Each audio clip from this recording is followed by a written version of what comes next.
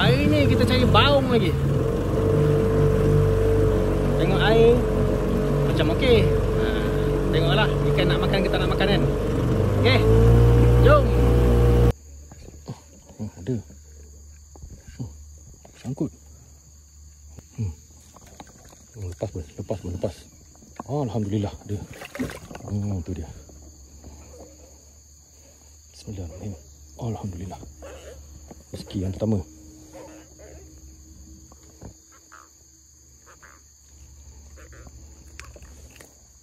Tu dia.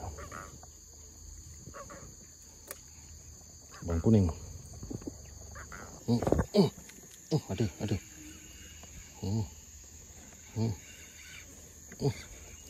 Alhamdulillah. Bismillahirrahmanirrahim. Hasil kedua.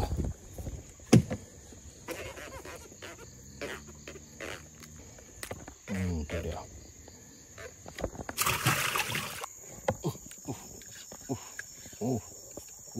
Alhamdulillah. Tempat singkat pun ada. Bawang merah ni. Alhamdulillah. Bawang ikut merah.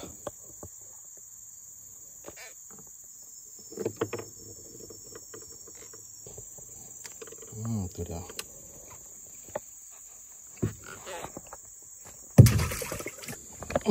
Ada.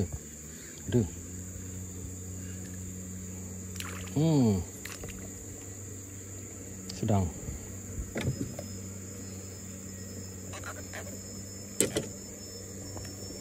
Tu dia. Ada. Uish.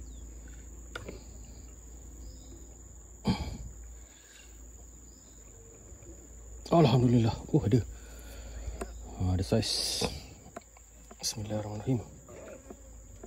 Allahu Akbar. Ada rezeki. Tu dia. Bawang kuning. Nampak gayanya ikan pun dah tak rancak makan. So kita balik lah. Tak banyak dapat, tapi nak buat lauk lepas lah.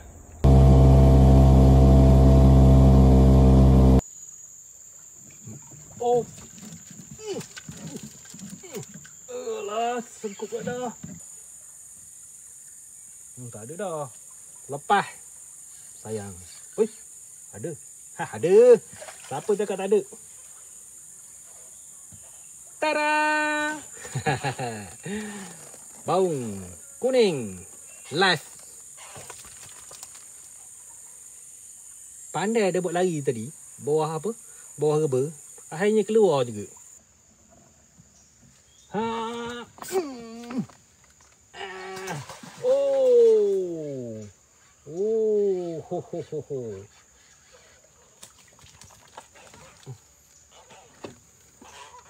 Inilah dia.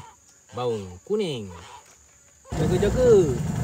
Sama nama-nama takut ada ubat nyamuk.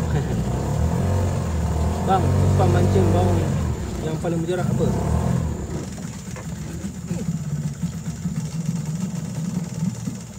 Alah, dia buat sangkut lagi. Nak boleh seekor pun halai. Keluar.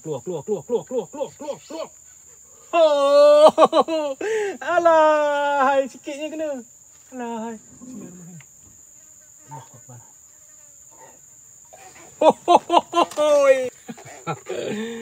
Dia bagi juga akhirnya. Ni sekilo ada ni. Ni saiz dia. Panas. Kau tak panas? Panas. Tu dia. Tengah pinggang. Okey guys, alhamdulillah ada lagi hasil. Nak balik dah tadi. So petang tadi tengok ada makan juga. So ni dah hasil dia. Tu dia. Ada berapa ekor lah. 6 ke 7 ekor macam tu lah. Alright, jom kita balik.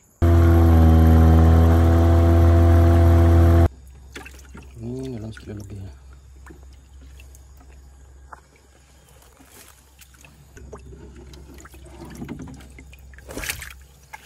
Alhamdulillah, ini dah hasil lagi ni.